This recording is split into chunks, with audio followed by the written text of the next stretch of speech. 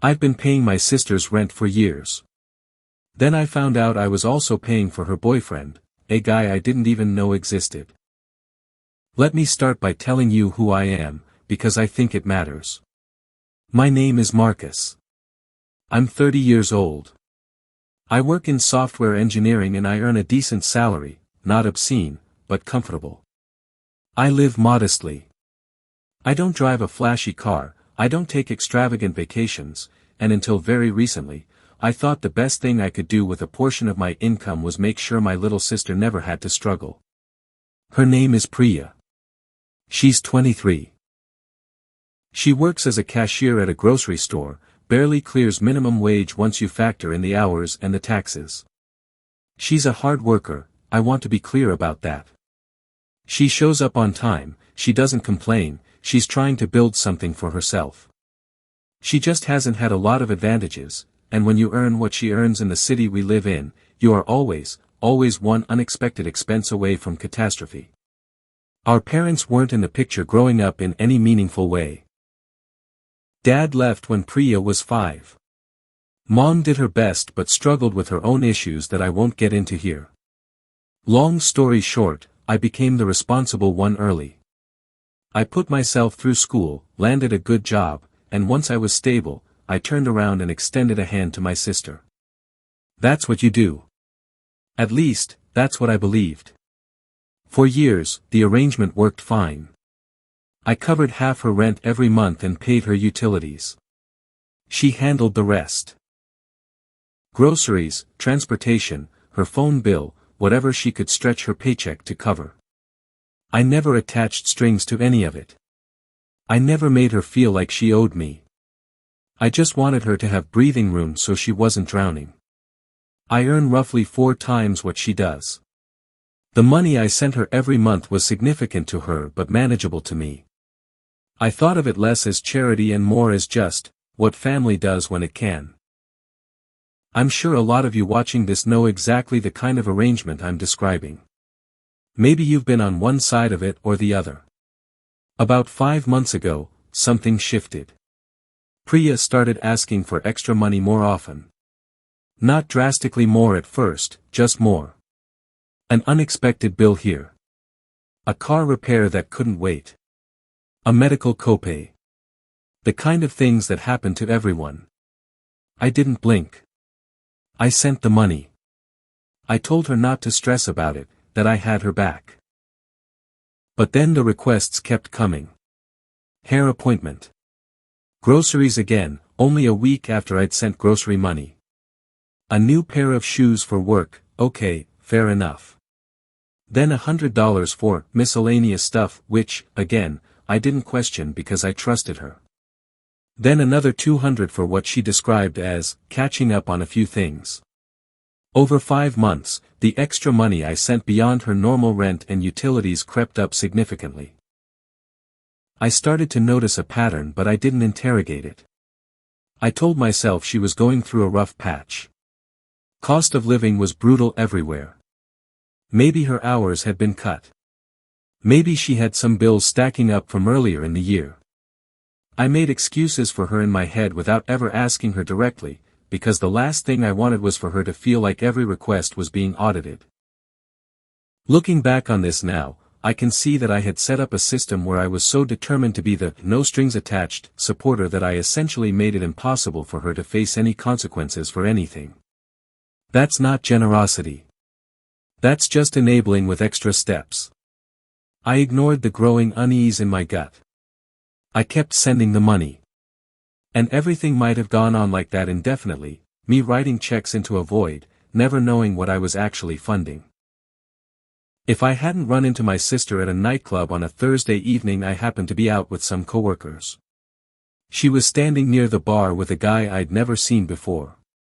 Tall, early to mid-20s, well-dressed in that effortlessly casual way that suggests either real style or someone who spends a lot of money performing real style. He had a drink in his hand and the relaxed posture of someone who had nowhere to be the next morning. Priya spotted me at the same moment I spotted her, and something crossed her face, just for a fraction of a second, that I can only describe as a flicker of panic quickly replaced by a bright, performative smile. If I hadn't been looking directly at her I might have missed it entirely. Marcus. She came over and hugged me like everything was completely normal. What are you doing here? I told her I was out with coworkers. Then I looked at the guy standing next to her, clearly waiting to be introduced. She hesitated, again, just for a beat, barely noticeable, and then said, "This is Jake. My boyfriend." I shook his hand. He was friendly enough on the surface, offered me that confident, slightly too firm handshake that some men use as an opening statement. We made small talk for a few minutes. He had a charisma about him. Easy smile, quick with a joke, knew how to make you feel included in the conversation. I can see why someone would like him. But here's the thing. I'm 30 years old and I've been navigating relationships, professional, personal, family, long enough to know the difference between warmth and performance. And something about Jake felt like performance. I couldn't have articulated why in the moment. It was just a low hum of unease in the back of my mind. What amplified that hum was asking Priya how long they'd been together. "A few months," she said, almost too quickly. I pressed a little, "A few months like 2, or a few months like 5. She got vague and then she got visibly annoyed, which is not the reaction of someone with nothing to hide. She said she'd tell me about it later, steered the conversation elsewhere, and not long after that they drifted back into the crowd. I stood there with my drink and that low hum got a little louder. I'm going to be honest with you about what I did next, because I know some of you are going to have opinions about it. I called one of Priya's close friends, a woman named Daniela who I've known for years, who has always been protective of Priya and who, I figured, would tell me the truth even if it was uncomfortable. Some people in the comments of posts like this always say, "Why didn't you just ask your sister directly?" And look, I hear that. But here's the reality. Priya had already gotten defensive and evasive when I asked the most basic questions about her relationship in a casual, non-threatening setting. If I called her and started demanding information, she would have shut down completely and I'd have known nothing. I needed a foundation of facts before I could have a real conversation. So I called Daniela. And Daniela, to her credit, did not sugarcoat anything. Jake, she told me, had been basically unemployed for over 2 years. Not between jobs in the way that everyone goes through career transitions. Not freelancing or building something. Just, not working. He'd held a few positions over the past couple of years and hadn't been able to keep any of them, though Daniela was light on specifics about why. What she was clear about was that he wasn't actively job hunting with any seriousness, that he had a reputation among Priya's friend group as someone who was good at being charming and not much else, and that several of Priya's friends had expressed concern about how fast things had moved. How fast had things moved? Jake had moved in with Priya approximately 4 months ago. They had been dating for 1 month at that point. Let me repeat that. They dated for 1 month. Then he moved in. 4 months ago, if you're keeping track, is right around the same time that Priya's requests for extra money started escalating. I thanked Daniela for being straight with me and I sat with what she told me for a full day before I did anything. I wanted to make sure I wasn't acting out of blind emotion. I wanted to think clearly about what I actually knew versus what I was assuming. What I knew was this: there was a man living in an apartment that I was partially paying for. That man was not employed and not contributing to the rent. The cost of supporting my sister had increased substantially at the same moment this man moved in. And my sister had kept all of this from me. I called Priya the next evening. I kept my voice calm and my language neutral. I told her I'd run into Daniela and had learned a few things, and that I wanted to talk about them openly before drawing any conclusions. I gave her every opportunity to explain. She didn't take it well. She immediately went defensive, asking me why I was going behind her back, why I was checking up on her, why I couldn't just trust her. I acknowledged all of that and gently redirected. I wasn't here to argue about the methodology. I wanted to understand the situation. Why hadn't she told me about Jake? Why hadn't she mentioned that someone had moved in with her? Her answer was that the relationship was still developing, and she hadn't wanted to introduce me to someone until she was sure it was serious. I pushed back on this, calmly, by pointing out that serious apparently happened at the 1-month mark when he moved his belongings into her apartment. She didn't have a great response to that. Then I said the thing I'd been building toward. I told her that going forward, I would no longer be covering half her rent. The reason was simple. She now had a roommate. Roommates split costs. That's how it works. I would continue paying utilities and I would continue to be available in genuine emergencies, but I would not be funding 50% of the housing for a 2-person household when only one of those 2 people was working. How am I supposed to manage on my income alone? She asked. And I said, gently but clearly, you're not alone, Priya. You have a partner. She said he didn't have a job. I said that maybe it was time that changed. The call deteriorated fairly rapidly from there. She accused me of being judgmental about someone I didn't even know. She told me that Jake was going through a rough patch and she was supporting him while he got back on his feet. I told her I understood wanting to support a partner, but that what she was describing. A 2-year employment gap, an immediate move-in, and a girlfriend whose financially supportive older brother had conveniently started receiving larger and more frequent requests right after he arrived, did not look like a rough patch. It looked like a pattern. That's when she said the thing that really got to me. She said I was trying to control her life. She said that because I helped her financially, I thought I owned her choices. She said my financial support did not give me the right to have opinions about her relationship. I want to sit with that for a moment, because I've been sitting with it ever since. Here's where I'm going to get real with you, because I think this is the part of the story that most YouTube summaries would skip over in favor of a cleaner villain and hero narrative. The truth is messier than that. Is my sister right? Partially. Uncomfortably partially. When you give someone money, especially when you give it consistently, generously, and without explicit conditions, you do not automatically purchase a stake in their personal decisions. Priya is 23 years old.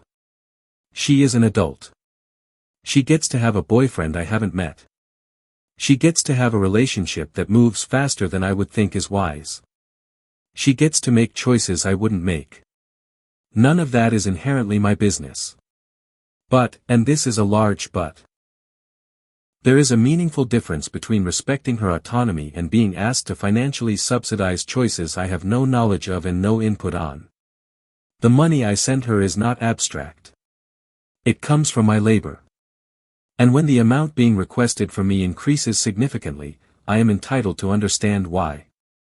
Not to approve or disapprove her personal life, but simply to understand how my money is being used. If Priya had come to me 4 months ago and said, "Hey, I met someone, we got serious fast, he's moving in, he's between jobs right now and I want to help him while he gets back on his feet, can you help me cover a little extra while I figure out the finances?" I would have had an honest conversation with her about it. I might have said yes. I definitely would have said it couldn't be indefinite. But we would have talked about it like adults. Instead, she said nothing.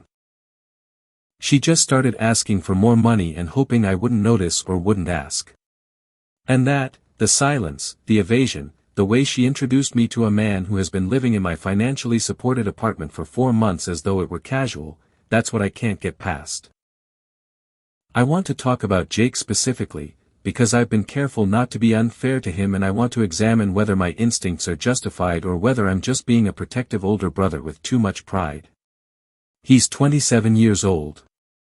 He has been unemployed, not casually, not between gigs, but structurally unemployed, for over 2 years.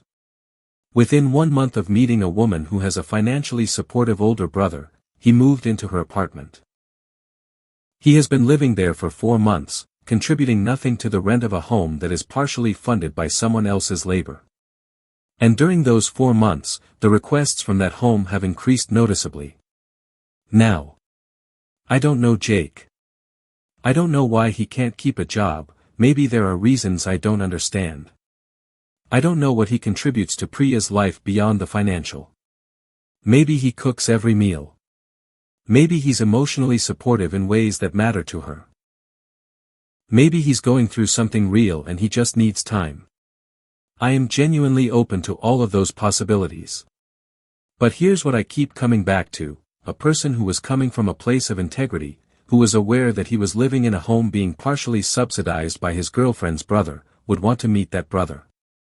Would want to introduce himself, explain his situation, maybe even have an awkward but honest conversation about the plan and the timeline. The fact that Jake seems perfectly comfortable being invisible to me, that Priya had to be forced by circumstance into introducing us, tells me something. People with nothing to hide generally don't hide. Am I judging too harshly? Maybe. But I've watched people be slowly drained by partners who are expert at being charming to the person they're with and careful to remain strangers to everyone who might notice what's happening. It is one of the oldest dynamics in human relationships, and it rarely ends well for the person doing the supporting. Priya and I haven't spoken in several days now. I've sent her a message saying I love her and the door is open, but I haven't pushed. I'm not going to grovel, because I don't believe I've done anything wrong. I changed the terms of support because the circumstances changed. That is not control. That is a reasonable response to new information. But I also haven't stopped worrying about her. That's the cruel thing about being the older sibling in this kind of situation. You can be completely right about the principle and still lie awake at night wondering if she's okay. You can know, intellectually, that she is a grown woman capable of making her own choices, while simultaneously knowing her well enough to see the shape of a situation that could hurt her. My fear is not really about the money, if I'm honest. I can afford what I was sending her. The financial strain to me is minimal. What I fear is that Priya is in a relationship with someone who identified her as a soft target, someone who has a support system she doesn't want to lose access to and who is therefore less likely to rock the boat, and that she is slowly reorganizing her life around keeping him comfortable. I fear that the reason she didn't tell me about him is that some part of her knew how it would look, and she wasn't ready to defend it. People who are completely confident in their partner generally can't wait to introduce them to family. They lead with it. They're proud. Priya hid Jake from me for 4 months. That is not the behavior of someone who believes, in her bones, that she's made a great choice. Here's where I've landed, after days of going back and forth and replaying every part of this in my head. I know that I have the right, not just the right, but the responsibility, to set conditions on financial support that I give voluntarily. I am not obligated to fund a household indefinitely and without question. Withdrawing or adjusting that support is not punishment and it is not control.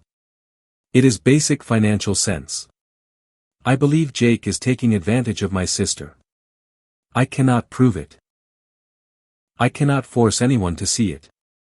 But I believe it, and I will not pretend otherwise to make Priya feel better or to make family dinners smoother. The most disrespectful thing I could do would be to smile and write checks while watching someone exploit someone I love. But I also know that Priya is going to have to reach her own conclusions. I've said what I have to say. I've made my position clear. I've adjusted the financial support to reflect the reality of her living situation. What I will not do is lecture her endlessly, issue ultimatums, or refuse to speak to her until she dumps him. That's not how this works. People only leave situations when they're ready, and the best thing I can do is make sure she knows that when she's ready, for whatever conversation, in whatever form, I'll be here.